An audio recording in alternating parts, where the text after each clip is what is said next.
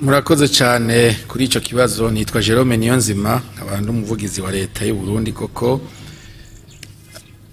ikibazo c'igitoro y'abarundi bariko barakibaza birahimbaye kubera iki? Kubera bikwereka urugero abarundi baba bitayeho igihugu cabo. Hanyuma urundi rugero bihimbaye ko nuko abantu badakunze kururaba, bisigura yuko abarundi baba bafise aho bakoresha ico gitoro kumbure kikabakehana. Aho rero nagomba abantu nibace babifata nk'uko umwanya wose umenga ni ngorane kuba twipfuza igitoro, kubera ko ivyo tugikoreshamwo Imana iba yabiduhaye. Ni yini ntambwe novuga mbere wa wundi yavuze ati iyo uri kurarizwa n'ibirato ugahindukiza, iyo urizwa no kubura ibirato ugahindukiza amaso inyuma ugaca ubona ubutagira ibirenge, uca wumva wewe wohora. Nukuvuga iki? Ikibazo c'igitoro kiragishinga leta y'u Burundi nk'uko abarundi bose kibaragishinga, ariko nagomba ntomore ko kumbure ku batari babizi cyane no kubabizi bavyibutswe, igitoro burya kigugwa amafaranga mva makungu, kigugwa mu madolari. Aha muca mwumva yuko hari igikorwa gikomeye cyo kurondera amadolari, cyo kugwiza amadolari kugira ngo dushobore kucigurira bitagoranye. Ariko iruhande y'ayo madolari hariho n'ikindi kintu citwa ingeso mbi y'abarundi bamwe bameze nka wa mwana umukunzi w'inda. Iyo baraje imfungurwa abandi bana bose bazokoranira ko mu gitondo, aravumbagura bagasanga bimwe yabiriye ibindi yabisheshe. Hariho abarundi bariko baratakaza umuco ukwitwa abarundi, ukwitwa bene Burundi.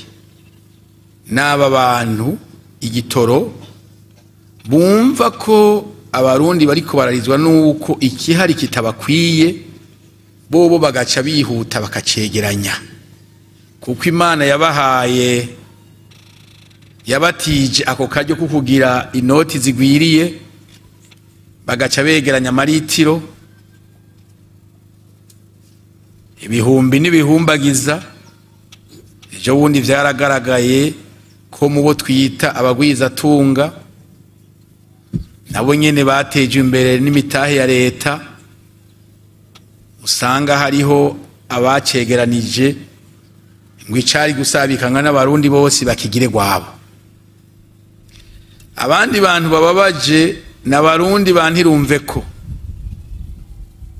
babirabisha amaso bakabibona, bafise telefone y'umukuru w'igihugu, bafise telefone z'abashikiranganje bose, bafise telefone zababura amatari bose, mugabo ntirumve ko, ntivyumvikane ko ari jewe nabibonye. Umuntu akabona neza aho umuntu ariko aranywa igitoro iritiro ku bihumbi 4 n'ibindi bihumbi 4 vy'igiturire aciye atanga, kandi afise izo telefone zose navuze, mugabo ntarya kara n'umuntu n'umwe ati yamara ndabonye aha hantu biriko biragenda nabi. Urumva rero iruhande yuko amadolari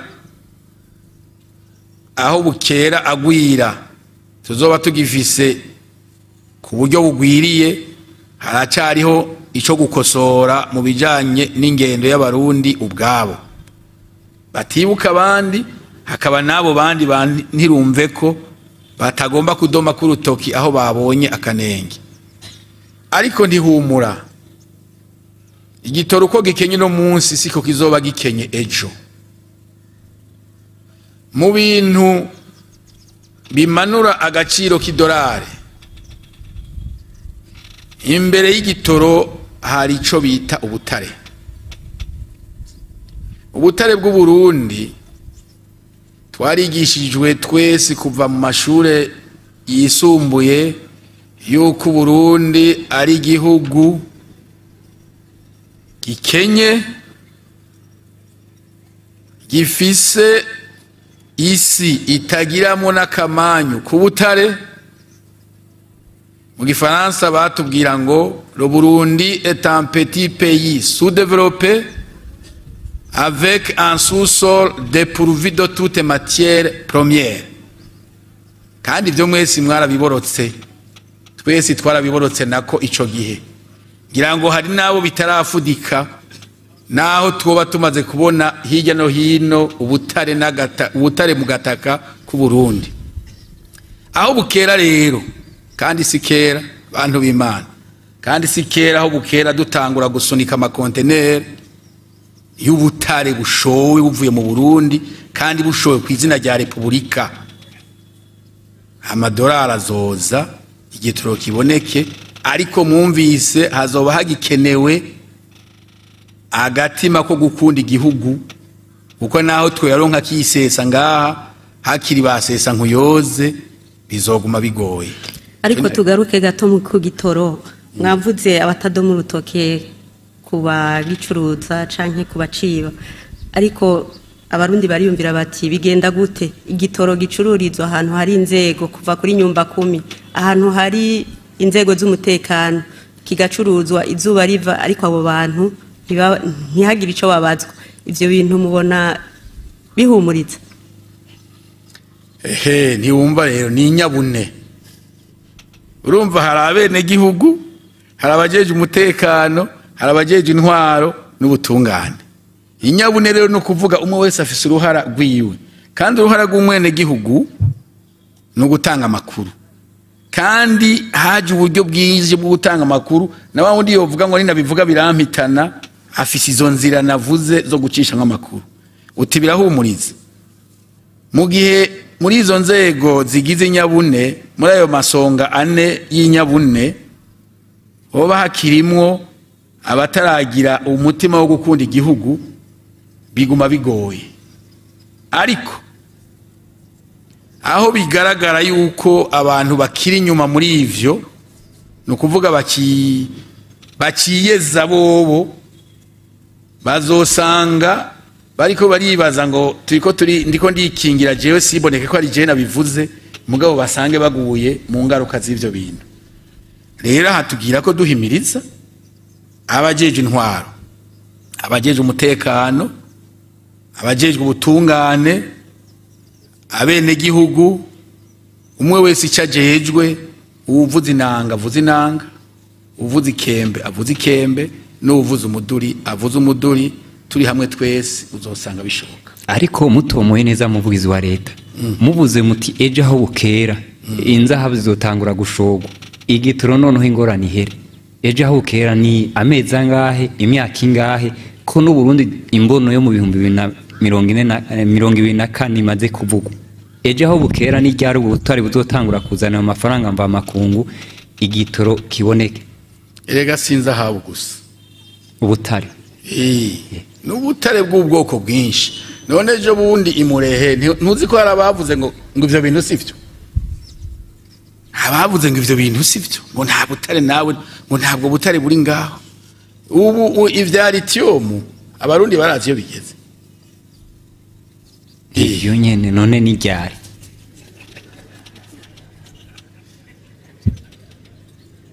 Iyo rero umugabo yashonje cyane,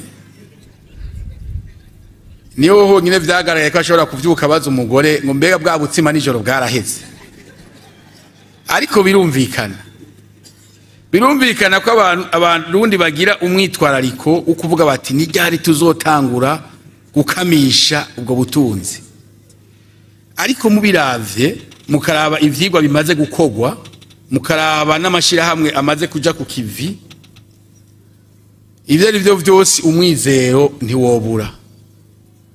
Sinoca ndakubwira ngo tuzoshora ejo canke ngo tuzoshora kuwa kabiri, mugabo nawewe utisamaje utirengagije uri kurarunguruka hirya no hino urabona yuko amashirahamwe ubu ari ku kivi, kandi cyane cyane y'ugwaruka no munsi ari ku kivi yerekana ubutare hirya no hino bwari bwaranyegejwe, ubwo n'umuzungu yari yarubitse kwibuye agashiraho n'abarundi bamwe ngo bacungere bati nishamba rikingiwe ntihagire uwinjira ngaha ngo arabe. Erega igikorwa kiracyari kirekire bugabo gifise gitera umwizero. None ubonye nk'ahantu bari bararagije abarundi nyine bati muraraba ntihagire umuntu yinjirayo, wagenda kwinjirayo ugasanga huzuye ubutunzi bwokiza igihugu, ntiyumva yuko icyizere kiriho. Rero si mu ndwiza canke ngo mvuge ngo ni kuwa kabiri, mugabo icyizere kiriho, abarundi borema, ariko cyane cyane nico dufise no munsi, kuko nta munsi gakitinjira, mugabo gishitse abarundi bagicungera gute igitoro, bagikwirikirana gute, bafasha gute umwe wese mu vyajejwe, kuko harakenewe cyane nyigisho zo gukunda igihugu muri iyo ntumbero, kuko naho byo kwisesa nakubwiye yuko birashoboka ugasanga abarundi bagumye babisonzanye kubera banda yamutaye. None imbere yuko ibyo bishika mwumva nka ya migambi nkuriya mugambi wa Sopebu, mwumva bikenewe yuko byo bandanya biriho, kandi abene igihugu bajeje umutekano n'abajeje intwaro babwirizwa gushira inguvu hamwe kugira ngo ico gike kihari gisabikanirizwa abarundi bose. Neza cyane birakenewe. Erega ubu hariho intambwe dutera nuko tuva muri kahise, aho ibintu vyose twandika ku mpapuro, ibindi tukagenda bigendera mu rufuri. Ubu bikenewe ko ikintu cyose gikoregwa ku mugaragaro. Mu buhinga bwa none biratuma umuntu wese ahari n'icarimo kimenyekana, n'imodoka inyoye iki gitoro ikamenyekana, n'uwagishiza aha nawe nyene akamenyekana. Iruhande y'utwo twigoro tumurundi wese muri iyo nyabune harakenewe ubwo buhinga bwa none. Mbere ntihagire n'abasubira kuvuga ngo wokuraho ivyo vya Sopebu ngo vy'igitoro pass. Abo bantu baba ariko barigisha ibintu binyuranye ni neza y'abarundi. Ariko haravugwa ubusuma bukorwa buciye muri iyo application nyene ya Sopebu, aho abantu usanga bibwa ico bita amakota baba bahawe ku ma station ngo bivuye ku bapompiste baskana amakode yabo. Ubu busuma muri leta mwiyemeje kubugwanya gute, kuko biramaze kwibonekeza ku bantu benshi? Ubusuma rero kubugwanya ubwa mbere nuko bumenyekana, kandi abantu bagume bavuga ngo haravuga ubusuma mugabo ata muntu yituye inzego zimwegereye ngo yerekana ati je banyivye gutya. Erega hajya ni biri muri bintu navuze byo gukunda igihugu. Abarundi uwo biyivye, uwo barenganije, uwo bagiriye ibitari vyo nabishira habona ati ku station naka bangiriye ibi. Urazi yuko hari n'abantu batanga amahera, bashobora kuba batanga amahera asumba yo bateza kuriha mugabo bakihorera kubera ari bantirumve ko abantu nibadomeko ikibi aho cabereye n'uwagikoza aho yagikoreye, hanyuma bagejwe amatohoza bajeko, hanyuma uwagiriye icaha wese agihanirwe amateka akurikijwe. Nashatse gutanga umuco ku kantu numvise neza yuko umenga ntitugatahura kumwe cane uruhara gumwe n'igihugu wese. Mwagiye murabaza muti none ayo mafaranga ava makungu azoza ryari kugira ngo turonke ico gitoro, kugira turonke ivyo tubuze bizoza ryari? Ni mu mwaka uza, ni mu myaka 2, ni mu myaka 3. Burya nta gihugu na kimwe cateye imbere kidatejwe imbere nabikorera ivyabo. Iyo umwene igihugu yako ravuga ati leta nta madevize igira, leta niza n'amadevize, umenga leta ni kintu kiboneka gifatika, ikirobine umuntu yugurura gaca kivamwe amadevize. Leta muri leta harimo n'umwene gihugu, leta ni twese. leta ni uwo murimyi, leta ni rya koperative iri kurimbura ubutare, leta ni urya ariko aradandaza, leta ni urya ariko aragira igikorwa cose kizana umwimbu. Kubera rero dufise iyo shari ry'iterambere, je nayibonye nk'ikimenyetso ciza. Ni ryari uko kuntu turushe tubona umenga sitwe tuzobona ayo madevize aze, niko twategerezwa kugira umwete n'inguvu tukita ku kivi kugira ngo tugwize umwimbu tuwushore amadevize agaruke. Ejo bundi nyiricubahiro yarakoranije amakoperative asanzwe yo yimbura ubutare, ikibanza kiruzura. Mu gihe tuzi yuko ubutare ari ico gisata ca mbere kizana amafaranga mvamakungu ku bwinshi, none ko umuntu wese amakoperative yose canke uwundi ari mu burimyi tubona umwimbu uduga muga amadevize niyinjire, vyo biva kuki? Icizero rero nashaka gutanga no munsi nuko muri iyo nama batanguye ingendo nshasha, aho koperative yose ku bushake bwayo yashizeko igikumu, iriyemeza ati je ku kwezi nemeye kuzana ubutare bungana gutya. Mu gihe rero abene gihugu amakoperative twebwe turi ku kivi, mwebwe muri ku kivi, mubanya ari ku kivi, twiyemeje tuti ku kwezi jewe nihaye hangiro yo kuzana ibinganuku, niho n'aya madevize leta izocikurikirana ati none yinjiye yaje. Leta ija mu burimyi, gisata c'uburimyi, ikabaza abarimyi hari ivyo mwimbuye mwashoye, ikorohereza kugira ngo bishobore gushogwa. Hari amadevize yinjire ikaja mu gisata c'ubutare, hari ivyo mwimbuye, ariko si leta izoza gufyatura amadevize, ahubwo n'umwene gihugu wese ari ku kivi ategeza kugwiza umwimbu, kwita ku kivi kugira ngo ivyo bibazo vyose biva ku mafaranga mvamakungu twebwe nyene tugira uruhara kugira ngo tubitorere inyishu. Muri ico gisata nyene hari umumenyesha makuru yavuze ati muri iyo nama nyene abacukura ubutare bobo barerekanye yuko bariha, baranerekana n'amabordero, ariko baravye amahera yinjira bagasanga handitse ubusa. Yabajije umuvugizi w'ibanki nkuru y'igihugu ati none ayo mahera aja hehe ko bobo berekanye impapuro barihirako. Umuvugizi w'ibanki nkuru y'igihugu nyimba ari ngaha yo twishura iki kibazo kikarangira.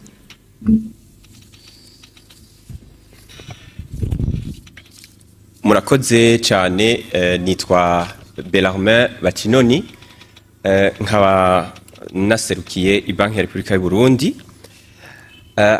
Iyo ubutare buguzwe ni banki ya Repubulika y'u Burundi nkuko ibirekuriwe n'amategeko ayigenga mu ngingo ya 10, hariho igice kica kija ubwo nyene ku ruhande rwa leta, hanyuma igaheza ikariha nabo baba bashoye. Ihejeje nayo igiye gushora mu makungu, ayo mahera aca aja kuri compte général du trésor. Ariko nkuko bimaze imisi bivugwa kandi bigaragara, uravye mu biharuro biri ku rubuga ngurukana bumenyi rwa banki ya Repubulika y'u Burundi, arigo we zitatu akaburungu B R B akaburungu B na I, biragaragara uravye ivyo biharuro umuntu wese ashobora kuraba akabona neza ivyashowe n'amafaranga yavuyemwo ku kwezi canke ku gice trimestre canke ku mwaka. Biragaragara ko ivyo iyimbugwa ry'ubutare cane cane ibanki ya Repubulika y'u Burundi gushika ubu nahire kuriwe kushobora kudandaza canke kugura inzahabu, ishobora no kugura ubundi butare ariko ubu igura inzahabu gusa. Biragaragara ko nk'inzahabu umwimbu wagumye uhindagurika, biboneka ko kumbure abo laba neza ivyigwa abakora ivyigwa neza, birashoboka ko ico gisata cyo bandanya giteza imbere igihugu, biboneka kuko gushika ubu urabona yuko umwimbu kumbure udashemeye.